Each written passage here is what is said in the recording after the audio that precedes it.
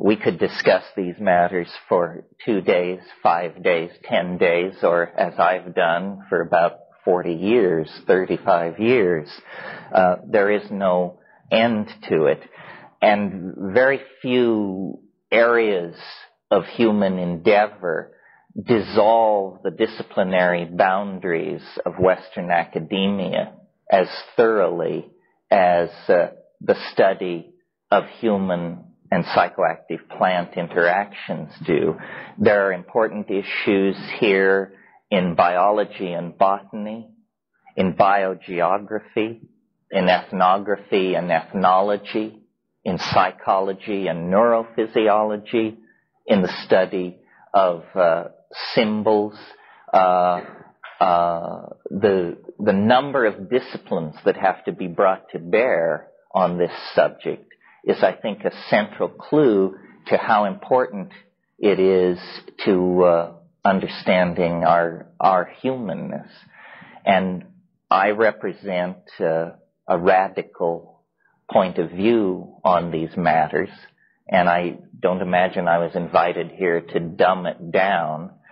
So, if you had Darwin, you'd get natural selection. If you had Freud, you'd get sexual repression. So you've got Mckenna, so you're going to get psychoactive catalysis of consciousness, because that's basically why I think these ideas are so important.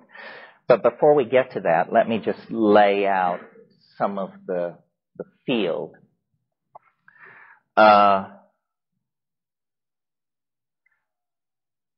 Human beings began their career, well, we can trace it back to the primordial slime, I suppose, but our animal career was a career of insectivorous vegetarian and fruitarianism, lived out in the arboreal canopies of tropical rainforests. And all animal species, indeed all life, tends to occupy an evolutionary niche and then stabilize itself in that niche. Termites, cockroaches, these sorts of organisms found their niche hundreds of millions of years ago and filled it to perfection and have occupied it ever since. Generally, nature is not progressive in its particulars. Overall, nature is progressive, but its particulars seek equilibrium. And so it would have been in the case of our primate ancestors.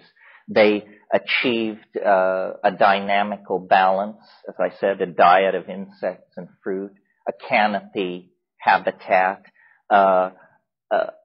language of pack signaling designed to convey danger and information about food sources and so forth and so on.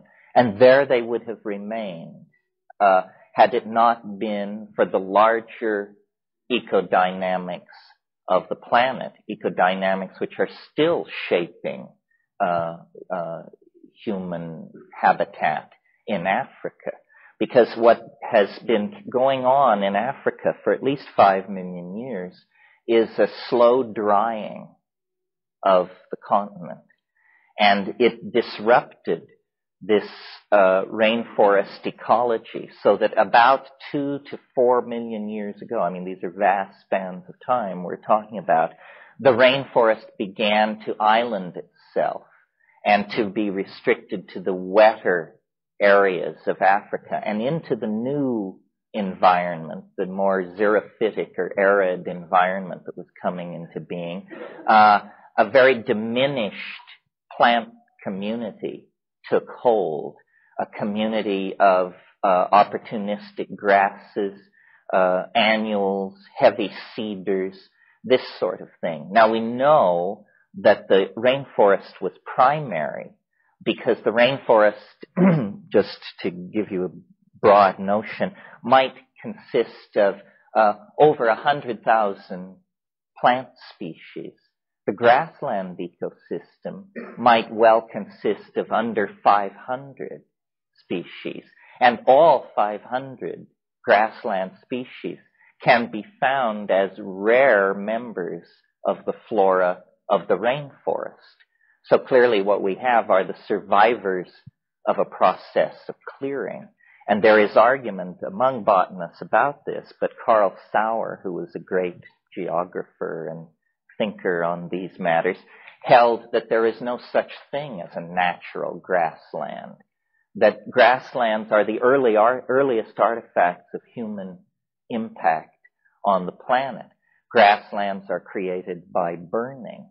They promote the growth of cereals, and so feed into the human food chain. So, our primate ancestors' ecological adaptation to arboreal life was interrupted by this process. And key to my thinking about all this, and those of you who are going to have careers in all this, I hope some of you will take it up and adumbrate it. I think the great overlooked factor in any model of human evolution, and indeed in evolutionary models of many other species, is we have not given enough emphasis to diet. When we talk about natural selection of an animal species, we tend to think that the genome expresses a physical type, and the phenotype is then subject to selection by natural environment. Some biologists have seen the thinness of this understanding. L.L. White wrote a book called Internal Factors in Evolution, in which he pointed out that the womb is itself an environment that makes a very heavy selection before an organism is ever born into the theater of Darwinian selection. So it isn't a tabula rasa that you're born into the theater of natural selection. You have been subject to natural selection from the very earliest moments of the existence of the zygote. So that's one factor. But what I have emphasized is diet. Diet is an input of potentially mutagenic factors into the body that can have enormous consequences on the health of an individual or the general evolution of a population. And I've used the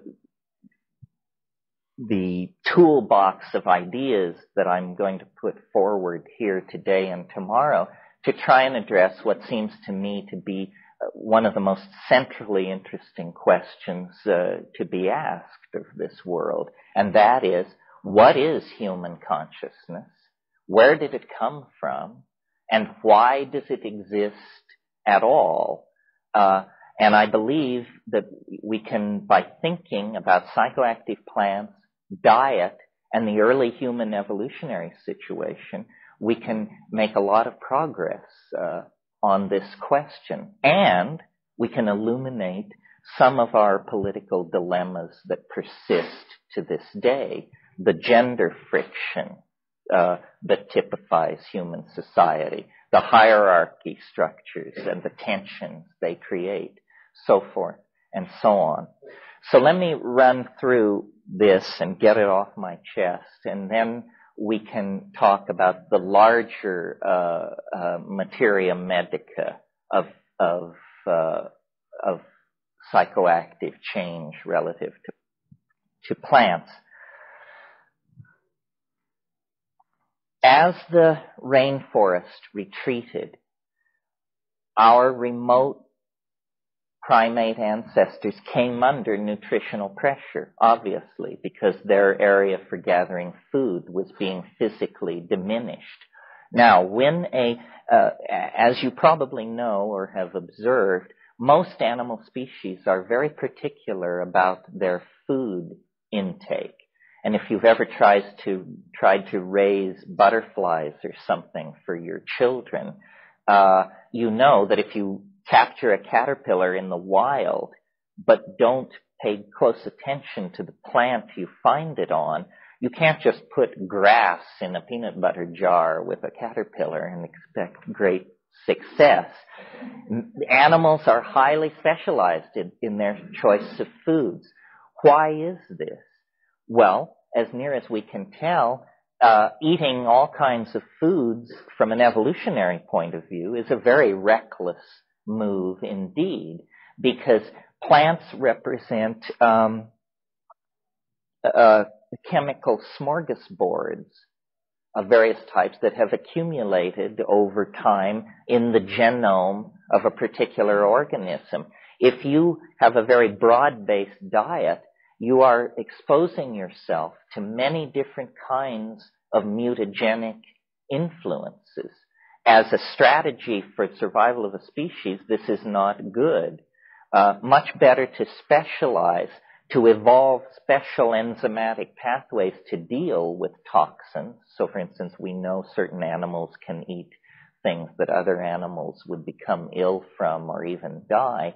And this is the way it's done. And all animal species tend to evolve toward these very bland monodiets. Now, what happens when there is an upheaval in an environment, geomagnetic reversal, a volcanic eruption, a drought, something like that, and ordinary sources of nutrition become restricted? Then an organism has basically two choices. It can go extinct, starve itself out of existence, or if it has more flexible behaviors, it can begin to experiment with previously rejected potential foods in the environment.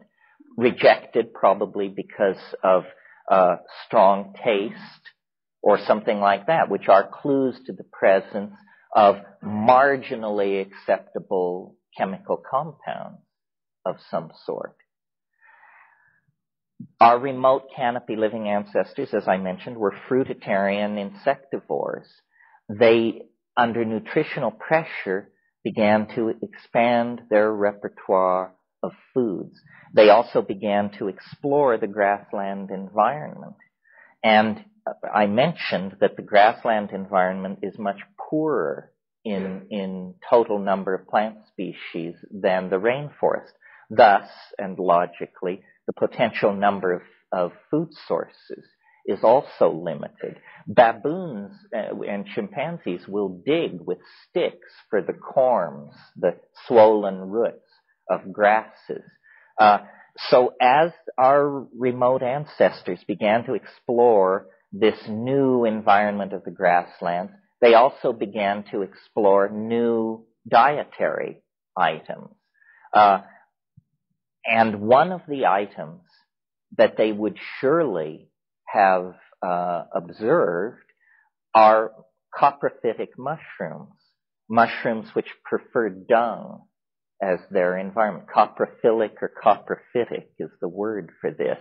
Many of these species of coprophilic mushrooms elaborate psilocybin, which, as I assume you know, is one of the major psychoactive alkaloids. Psilocybin occurs in many species of mushroom. It's unknown outside of the fungi. But I maintain that in a sense, psilocybin is the best model for human interaction with a psychedelic, or that all other psychoactive plant usages are an effort to duplicate, return to, or somehow evoke the original human relationship to psilocybin.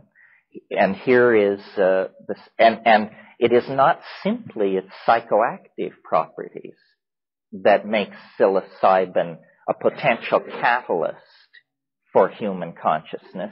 It is its psychoactive properties in combination with certain other properties that make it uniquely suited to carry out the role of catalysis of consciousness in a higher animal. What are these unique characteristics?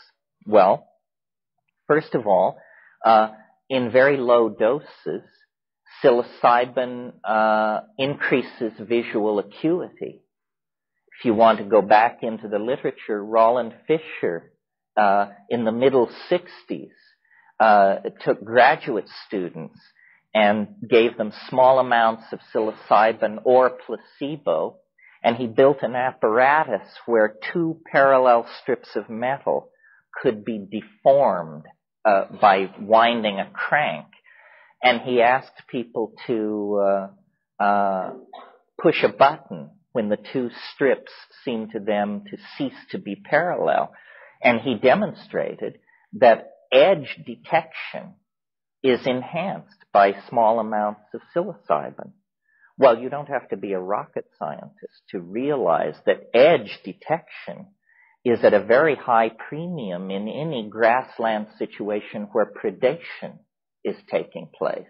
The lion moving in the grass 300 yards away as it creeps upon your camp, or the gazelle trying to slip away through the tall grass from your hunting party. Edge detection is the key to success or failure in hunting in that kind of a situation.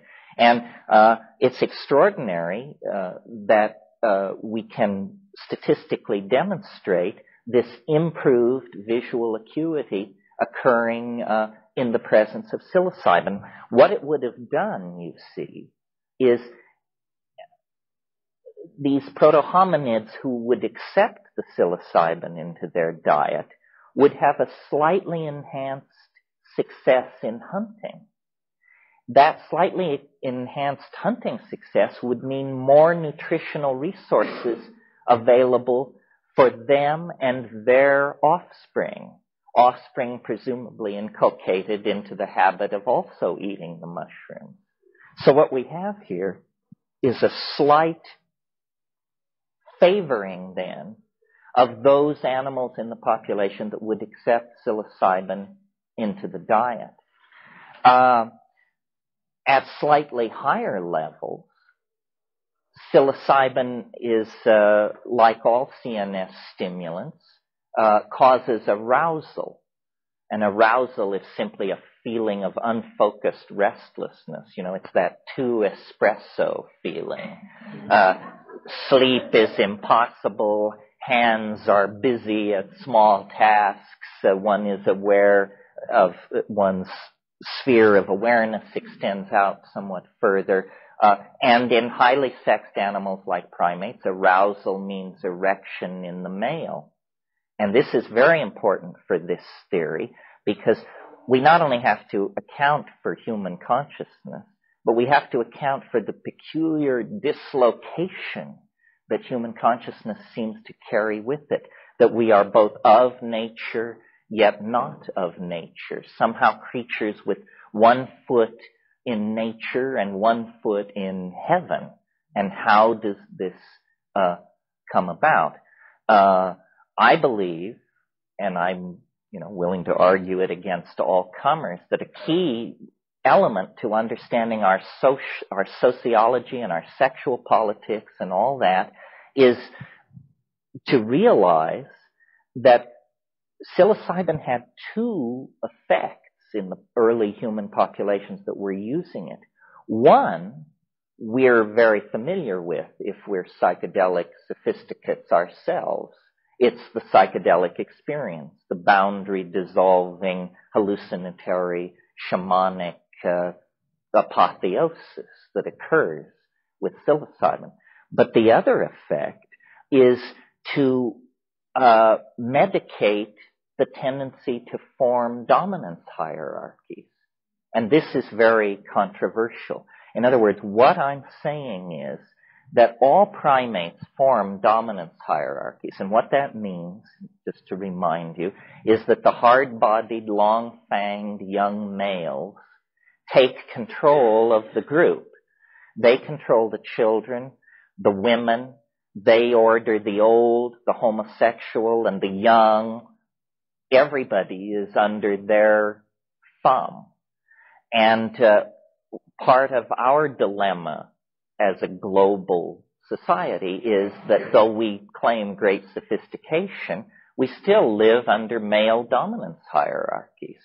Corporations, universities, family structures, long-fanged males are still ordering around the elderly, the weak, and the female among us. And as we are conscious beings and reflect upon this, it creates great social dislocation and political unhappiness and tension in relationships and so forth and so on. I believe that our unique position in the animal world arose as a consequence of a chemical suppression of a natural behavior pattern. The pattern of male dominance, of forming dominance hierarchies, was interrupted by an item in the diet, psilocybin. And into this chaos, this egalitarian chaos, which resulted, was a situation in which everything about us that we treasure and hold up as human was put in place. In other words, theater, language, dance, story, altruism, ethics, metaphysics, did I say poetry? Everything that makes us human came into being roughly 100,000 in the last, from 100,000 to about 15,000 years ago. People lived in balance with the earth, with the larger biome in which they were embedded. There was not product fetishism ushering into enormous toxic processes involving the smelting of metals or the extraction of rare elements from the earth. Now, you could object and say, well, but they just simply weren't sophisticated enough to do those things. I maintain that our technical sophistication is a very specialized form of cultural adaptation, and that comparing us and finding us favorably compared to the civilization of Homer or Çatalhöyük or Altamira is simply a form of cultural chauvinism. Okay, but psilocybin had other effects besides this suppression of male dominance that I mentioned, and this increased sexual thing, which I did mention, but I didn't draw the correct conclusion there. If you have something in your food which is, to put it crudely, acting as an aphrodisiac, then it is reasonable to expect that you will have more pregnancies, and reasonable to expect that you will therefore have, again, a tendency to outbreed the non-psilocybin using members of the population. So we have two factors here. Increased visual acuity, which gives greater food gathering capacity. Increased sexual activity, which tends to outbreed the non-psilocybin imbibing members of the group. And then, on top of all this, you have this ecstatic internal state for which we, with all our cultural and epistemic sophistication, are still unable to come to terms. The mystery of the psychedelic experience. Now, these things taken together with other factors working in parallel created, I think, the dilemma and the glory and the opportunity of humanness. Once we began, under nutritional pressure, to expand our diet, we were delicately poised on the edge of omnivorousness. Because recall, in the canopy situation, we were insectivores, our remote ancestors. We were not simply vegetarians. We were insectivores. In the grassland environment, we began probably to, originally, to follow along behind lion kills and that sort of thing and eat carrion. One evolutionary theory says that our suppressed olfactory apparatus, the fact that we have a very limited sense of smell, is because there was a period in our evolution when we did a lot of rooting around in carcasses This is not the noble image we might have wished, but there it is. If you need a countervailing theory, because you don't like that one, the other theory is, no, we lost our sense of smell because when we stood upright, we got our faces up off the ground, and that's where the smells are anyway, so it all sort of became useless equipment, and we dropped it. A point that I've become convinced of in the last couple of years that is definitely not PC is that I've noticed, and my attention was called to it by Philippe de Vaugelet, who's a friend of mine, carnivores are the most conscious of animals. Cows have very little interest in the habits of chipmunks or birds or anything else. All they do is munch grass. Carnivores, on the other hand, have an acute interest in the behavior of other animals. And in fact, I'm on the brink of willing to argue that the earliest consciousness was not self-consciousness. It was consciousness of how dinner thought. Because if you can think like your dinner, you can go out and plant yourself in its path of behavior and have dinner, you see. And if you will look at the difference between a gerbil and a house cat, the intelligence level is striking. And I think that this attention to the behavior of other animals on the part of an emerging habit of carnivorous behavior is going to have to be taken into consideration. It's interesting that shamanism, which is in a sense the earliest intellectual pursuit, emerges in its early phase as a technique for identifying with animals.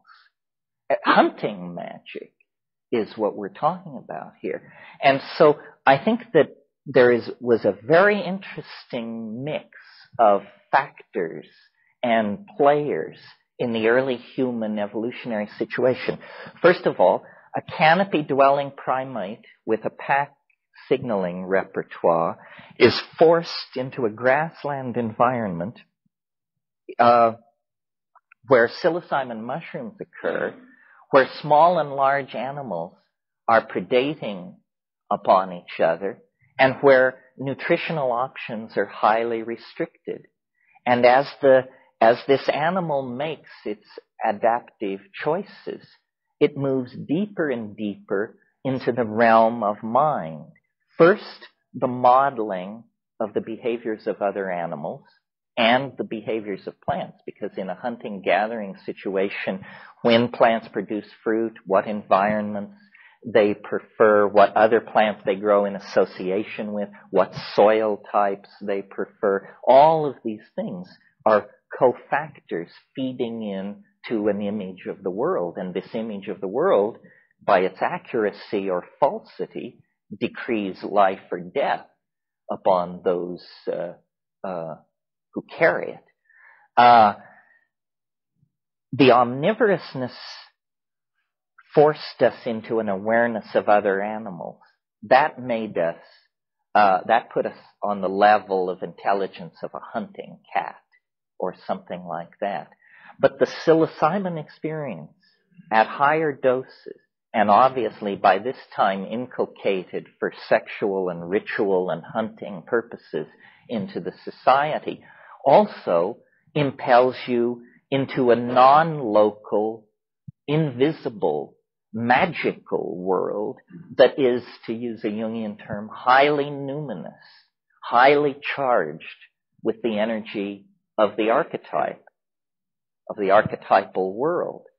And as I said, to this day, we are not able to come to terms with this. No matter how much Derrida or Husserl or Wittgenstein you've imbibed, it still is a very challenging thing to dissolve your ordinary state of consciousness and abandon yourself to the dynamic of the larger mind that we find ourselves embedded in.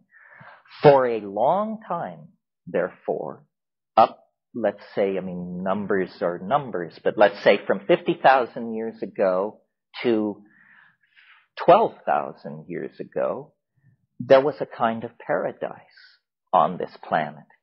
Poetry coexisted with a balanced ecosystem. Observational sciences, astronomy, botany, biology, taxonomy, the observational sciences coexisted with the natural world. And then the same factors which created this Edenic situation, which remember what they were, it was the drying of the African continent that caused the rainforest retreat. That same process had been going on slowly, inevitably, endlessly, and after the last glacial melt, which began 20 to 17,000 years ago, Africa went dramatically dry. And the Sahara Desert began to form, where there had been a vast grassland dotted by sandstone pinnacles, cut by rushing streams, and crowded with vast herds of game.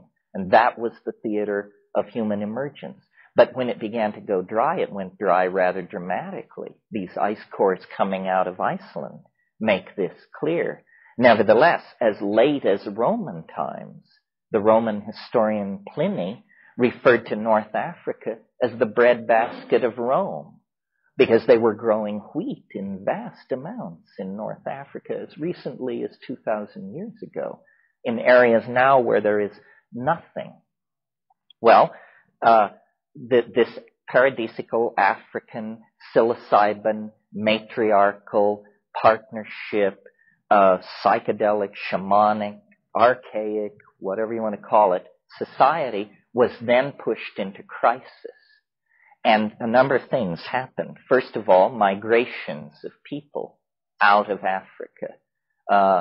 This happens every time there's a glacial melt. Human populations were trapped, or proto-hominid populations get trapped during the glacials, because the last glacial period, the glaciers came as far south as northern Israel. So human populations get trapped, and then in the interglacials during the melts, they radiate outward. People began leaving the Sahara, settling in the Nile Valley, and this shamanic use of psilocybin was disrupted because the environment which made it possible was disrupted. And when that happened, and this I'm closing the loop here for you, few of my raps are so sustained. When that happened, the pattern of male dominance, the pattern that was genetically never removed, but which had been pharmacologically suppressed for over 100,000 years perhaps, reasserted itself with a vengeance. It was always there. It had never been bred out. And it must have been an era of enormous brutality, when people's sense of things was that people were turning bad. Suddenly, we get a whole bunch of things come at once. An end to nomadism, the beginnings of sedentary agriculture, city building, standing armies, slavery, male kingship, dominance. All of these things appear just almost overnight. They spring up. And I maintain they are what a monkey would build as a civilization if suddenly all of its worst behavioral tendencies came to the forefront with a vengeance. And that's precisely what happened. In the period when we were self-medicating ourselves with psilocybin, we passed from being an animal into being the peculiarly spiritual entity that we are. We elaborated observational techniques, theories of magic, language. But when the psilocybin was withdrawn, these tools, which had been our glory, became instead our curse.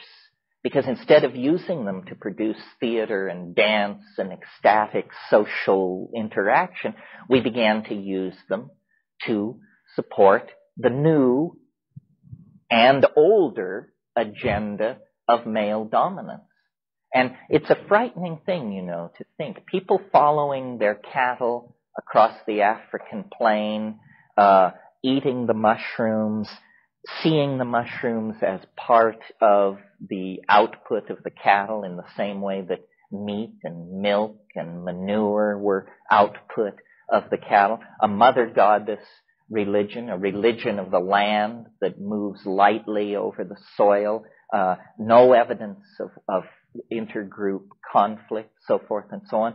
And somehow, then, this process, which took a long time, of domesticating cattle, because I'm sure you can see how it all worked, how these factors were disparate, and then they flowed together. Human beings followed cattle because they were following kills of lions. You follow the cattle in the same way that the jackals follow the cattle to deal with the lion kills made by large predators.